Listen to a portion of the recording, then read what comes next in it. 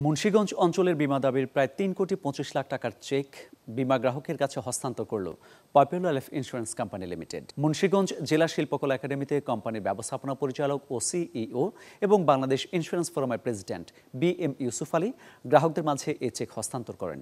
মহাব্যবস্থাপক মোহাম্মদ সালাউদ্দিন আহমেদের সভাপতিত্বে এই অনুষ্ঠানে বিশেষ অতিথি হিসেবে কোম্পানির ঊর্ধ্বতন উপব্যবস্থাপনা পরিচালক নওশির আলী নাইম সহ ঊর্ধ্বতন উপব্যবস্থাপনা পরিচালক মোহাম্মদ হাবিবুর রহমান, উপব্যবস্থাপনা পরিচালক মোহাম্মদ খলিলুর রহমান শেখদার, সিনিয়র নির্বাহী পরিচালক মোহাম্মদ শহীদুল ইসলাম মাসুম, নির্বাহী পরিচালক মোহাম্মদ জাহাঙ্গীর হোসেন, সাজ্জাদ মাহমুদ কিশোর ও প্রকল্প পরিচালক মোহাম্মদ মোখলেসুর রহমান, কোম্পানির ঊর্ধ্বতন কর্মকর্তা এবং গ্রাহকরা উপস্থিত ছিলেন।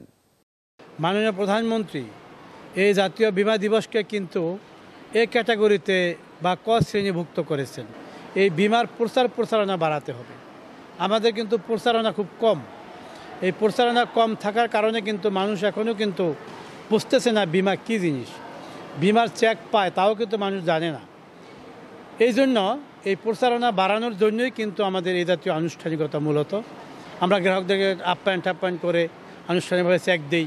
সকল মানুষ বুঝতে পারে যে না, পপুলার লাইফের অ্যাক্টিভিটিস অনেক বেশি। বীমার যে নেতিবাচক দিকগুলি আছে এগুলি অনেকটা এখন কমে আসছে, কারণ এখন কিন্তু চেক দেওয়ার প্রবণতা বিভিন্ন কোম্পানির অনেক বেড়েছে এবং অনেক কোম্পানি বেশি করে চেক দিচ্ছে পূর্বের তুলনায়। এরপরেও এরকম অনুষ্ঠানের মাধ্যমে দিলে মনে হয় বা জনগণের মধ্যে আরও বেশি এটা প্রচারিত হবে এবং মানুষ বেশি আস্থাশীল।